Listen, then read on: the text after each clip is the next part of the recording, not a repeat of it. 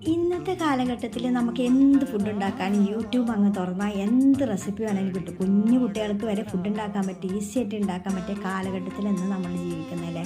അപ്പോൾ ഇതൊന്നുമില്ലാതെ land phone മാത്രമല്ല കാലഘട്ടത്തിൽ നമ്മുടെ ഉമ്മമാരുണ്ടാക്കുന്ന ആ ഒരു കറിയുടെ രുചി ഇന്നും നാവിൽ നിറഞ്ഞു നിൽക്കുമല്ലോ. നമ്മുടെ എല്ലാവരും നാവിലും ഉണ്ടാവും അതിൻ്റെ ഒരു ടേസ്റ്റ്. അപ്പോൾ അതുപോലത്തെ ഒരു കറിയാണ് ഇന്ന് ഞാൻ കാണിക്കാൻ പോണത്.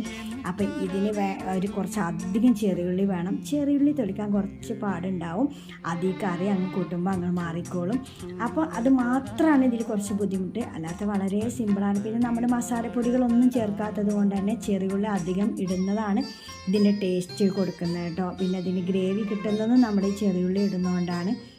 അപ്പോൾ ഒരിക്കലും ചെറിയുള്ളി കുറയ്ക്കരുത്, അത് നല്ലപോലെ ഇട്ടുകൊള്ളണം. പിന്നെ ഇതാ ചിക്കൻ ഇട്ട് കൊടുത്ത്, പിന്നെ മെയിൻ ഇൻഗ്രീഡിയൻസ് നമ്മുടെ ചെറിയുള്ളി, പിന്നെ എരിവിനനുസരിച്ച് പച്ചമുളകും, പിന്നെ ഒരു ചെറിയൊരു കഷ്ണം ഇഞ്ചി ഇട്ട് കൊടുക്കണം. നമുക്ക് എത്രയാണോ എരിവ് വേണ്ടത് അത്ര പച്ചമുളക് ഇട്ട് കൊടുക്കണം, കാരണം ഇതിൽ വേറെ ഒരു പൊടികളും ചേർക്കുന്നില്ല.